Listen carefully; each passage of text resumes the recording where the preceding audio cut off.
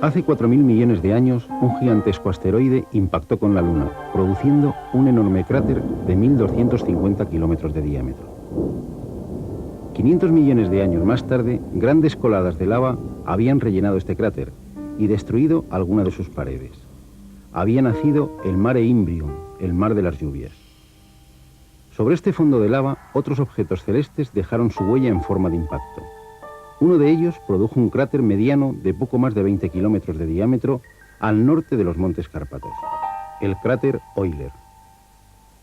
Si hubiese que seleccionar los 4 matemáticos más notables de la historia, seguramente Euler sería uno de ellos, junto a Gauss, Newton y Arquímedes. Y si hubiese un premio al matemático más prolífico, sin duda este sería para Leonhard Euler, y no precisamente por haber tenido 13 hijos. Su cráter no guarda proporción con sus aportaciones a las matemáticas. A lo largo del siglo XVIII ensanchó las fronteras del conocimiento matemático en todos sus campos. Sus obras completas, Opera Omnia, ocupan más de 70 grandes volúmenes, y la importancia de sus descubrimientos nos hacen dudar a veces que puedan ser obra de una sola persona. Aunque Euler no era una persona normal, era un genio.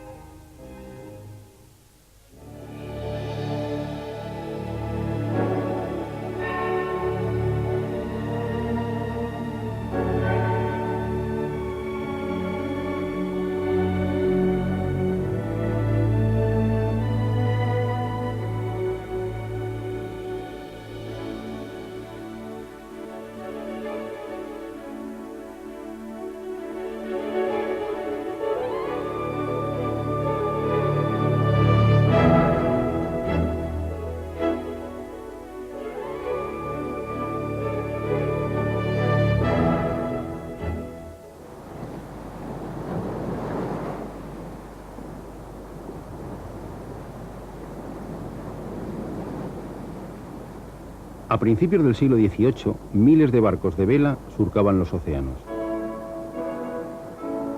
Las grandes potencias de la época, Inglaterra, España y Francia, se disputaban el dominio de los mares y de las rutas comerciales.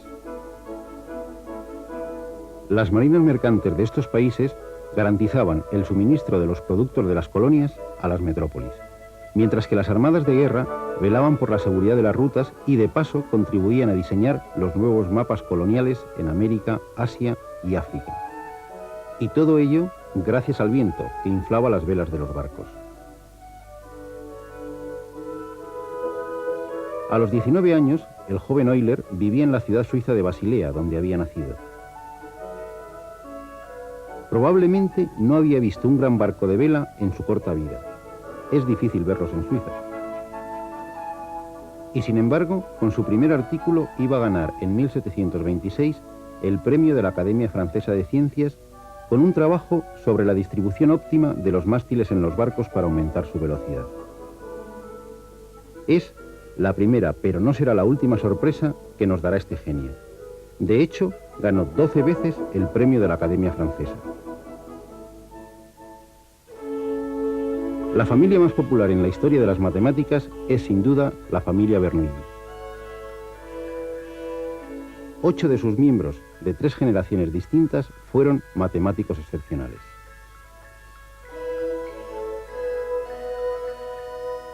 Euler había estudiado en Basilea bajo la tutela de Jean Bernoulli, junto a los hijos de este, Nicolaus y Daniel.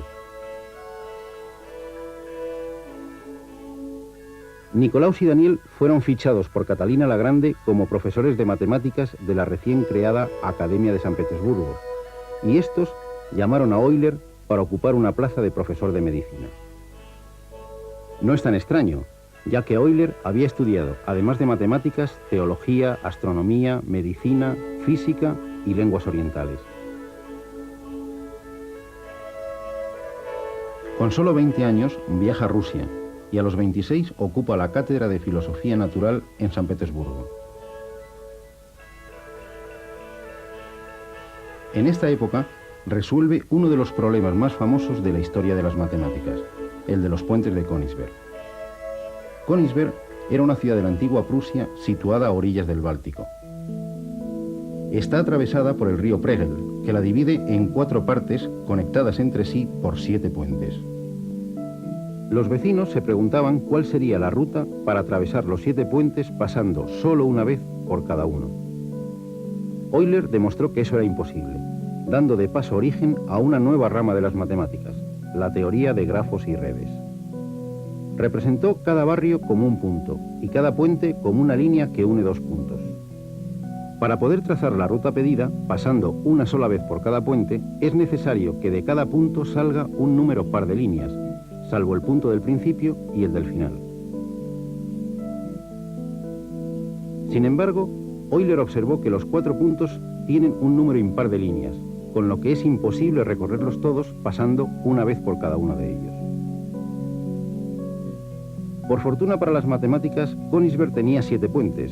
Si hubiese tenido uno menos, quizá hoy no existiría la teoría de grafos y redes.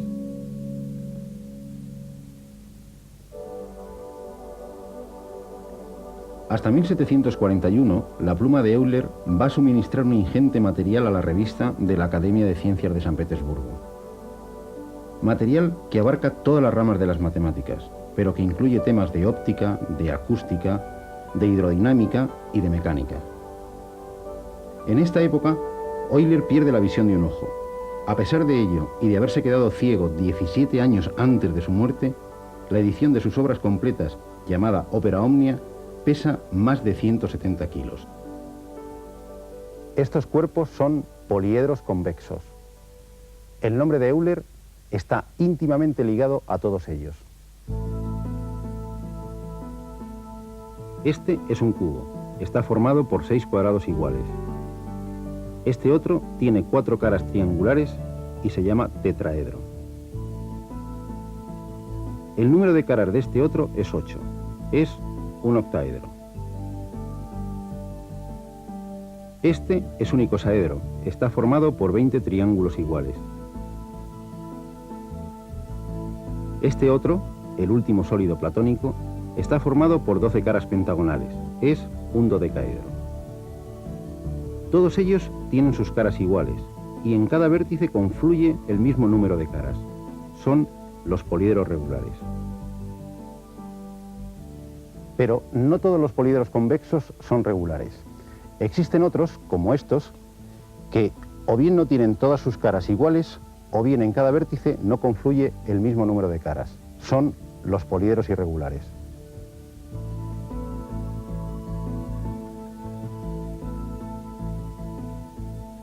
El cubo tiene 6 caras, 4 laterales, una arriba y otra abajo. 8 vértices, 4 arriba y 4 abajo.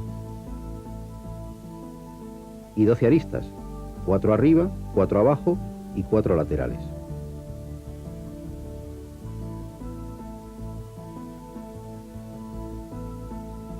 Si sumamos el número de caras más el de vértices, 6 más 8, obtenemos 14, 2 más que el número de aristas.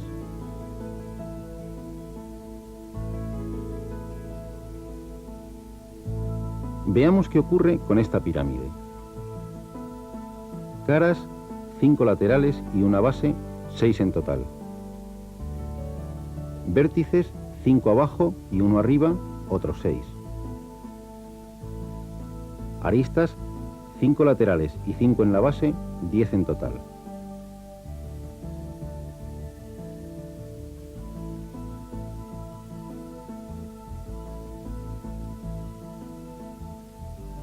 Vaya, otra vez las caras más los vértices es igual al número de aristas más 2. Y esto ocurre con cualquier poliedro convexo. Euler fue el primero no solo en darse cuenta de esta relación, sino en demostrar que sería así con todos ellos. A la relación caras más vértices igual a aristas más 2 se la conoce desde hace más de 250 años como la relación de Euler. También hay una recta que lleva su nombre.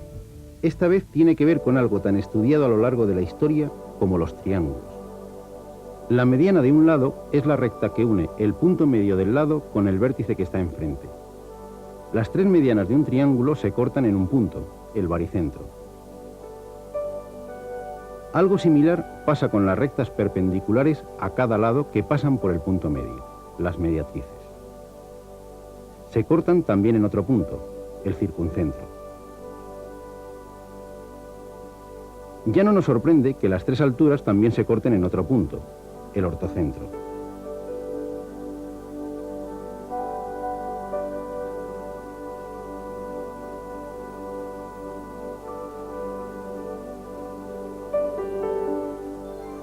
Si el triángulo es equilátero, es decir, tiene sus tres lados iguales, los tres puntos coinciden. Pero si los tres lados son diferentes, son tres puntos distintos. Estos hechos se conocían desde hacía más de 2000 años. Lo que en el siglo XVIII nadie sospechaba es que esos tres puntos, no importa de qué triángulo se trate, siempre están alineados, es decir, están sobre una misma recta, la recta de Euler.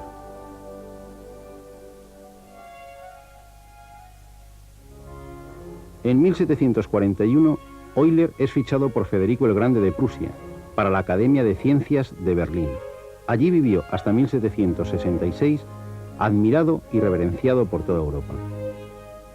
Una prueba de este respeto por el bueno de Euler, en medio de una Europa convulsionada por las guerras, se produjo en la guerra entre Rusia y Prusia. El ejército ruso invadió Prusia y, como era costumbre, saqueó todas las granjas que encontraba a su paso, entre ellas una de Euler. El general ruso, al enterarse de quién era el dueño, hizo pagar todos los destrozos y añadió como regalo al ilustre matemático 4000 florines. Respetado por todos menos por el propio Federico, que con un gusto más bien dudoso le llamaba cíclope matemático, aludiendo a su falta de visión en un ojo. A pesar de su creciente ceguera, Euler conservaba una mente prodigiosa para el cálculo mental y una memoria increíble. Era capaz de recitar la Eneida de memoria y en latín. Esta es la lista de los 100 primeros números primos. Intente aprendérselos de memoria. Imposible. Pues Euler no solo lo sabía de memoria, sino que era capaz de decir, sin utilizar lápiz ni papel, sus cuadrados, sus cubos y hasta sus potencias sextas. Y no es ninguna broma, sobre todo pensando que, por ejemplo, 541 elevado a 6 es un número de 17 cifras. Con esta mente para los cálculos, Euler no podía dejar de responder a los retos del matemático francés Fermat, planteados un siglo antes. Los pitagóricos ya habían observado una rara relación entre los números 220 y 284. Si sumamos todos los divisores de 220, obtenemos 284, el segundo número. Y si sumamos los de 284, obtenemos el primero, 220. Los llamaron números amigos. Fermat había descubierto en 1636 la segunda pareja de números amigos, 17.296 y 18.416. Su compatriota y rival Descartes, 2 años más tarde, descubrió una tercera, nada simple por cierto, 9.363.584 y 9.437.056. Hubo que esperar más de 100 años para que Euler descubriera otra pareja que se le había pasado por alto a Descartes, 122.265 y 139.815. Y además de esta, otras 59 parejas. Fermat, en una carta enviada a un amigo, le cuenta que había hecho otro descubrimiento sorprendente. Si A es un número natural cualquiera, por ejemplo 9, y P un número primo que no es divisor de A, por ejemplo 5, siempre se cumple que P, en este caso 5, es divisor exacto de A elevado a P menos 1 menos 1. En nuestro caso, 9 elevado a 5 menos 1 menos 1. En efecto, 9 elevado a 4 menos 1 es igual a 6.561 menos 1 igual a 6.560, que es divisible por 5. 6.560 dividido entre 5, 1.312. Esta brillante joya numérica se conoce como el pequeño teorema de Fermat, y cómo no, fue demostrado por Euler cuando tenía 29 años. Pero también se atrevió con el más conocido y recientemente demostrado último teorema de Fermat. No existen tres números enteros, x, y y z, que verifiquen que x elevado a n más y elevado a n sea igual a z elevado a n cuando n es mayor que 2. Pues bien, Aunque Euler esta vez no logró demostrar el teorema, al menos nos dejó las demostraciones cuando n es igual a 3 y n es igual a 4.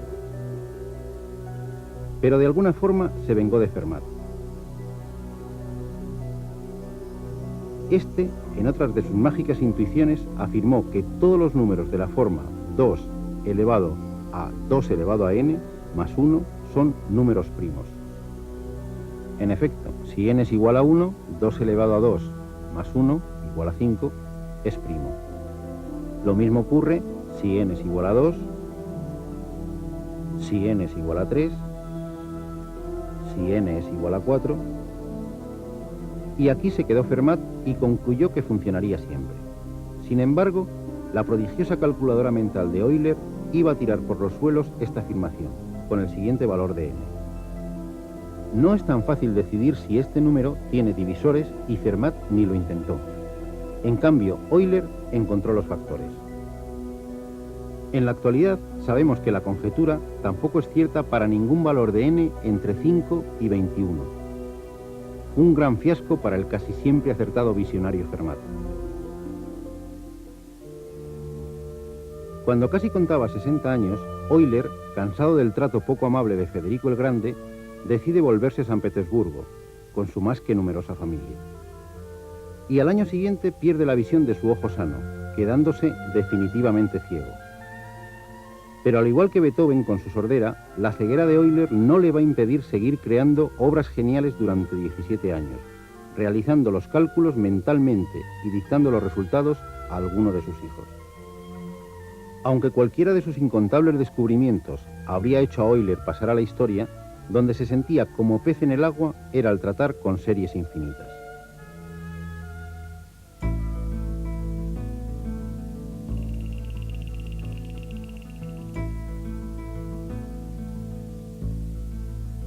Esta es una serie infinita. Está formada por infinitos sumandos cada vez más pequeños.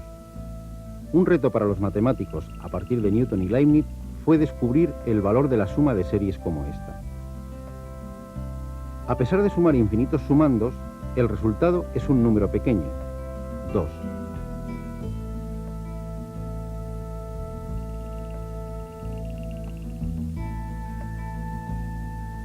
Esta serie es la suma de los inversos de los números naturales y llega a ser más grande que cualquier número que nos podamos imaginar, por grande que éste sea. Es una serie divergente, como ya demostró Jean Bernoulli, el maestro del joven Euler.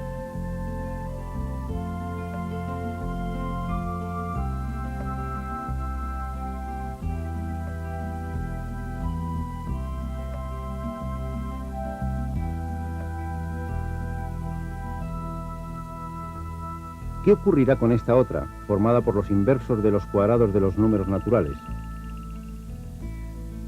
Euler calculó la suma de los 100 primeros términos hasta encontrar un resultado con más de 20 decimales.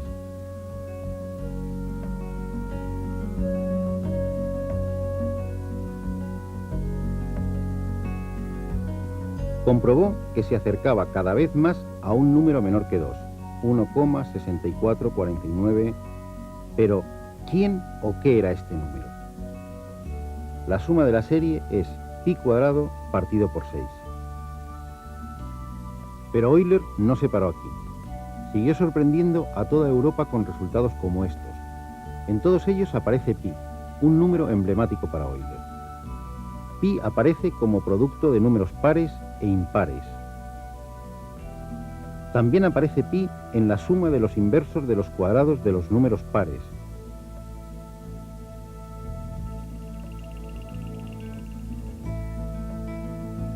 Y volvemos a encontrar a pi en la suma de los inversos de los cuadrados de los números impares. No es tan fácil obtener estos resultados, sobre todo si tenemos en cuenta que en la actualidad aún no sabemos cuánto vale exactamente esta otra serie, formada por los inversos de los cubos de los números naturales. Hay números que, como los actores famosos, aparecen en casi todas las películas. El número 1 y el 0 ocuparían sin duda los primeros puestos de apariciones. Sin embargo, hemos podido comprobar que el número pi, la razón entre la circunferencia y su diámetro, no limita sus apariciones al mundo de los círculos y de las esferas, como ya descubrió Arquímedes. Y eso que no es un número nada simple. 3, 14, 15, 92...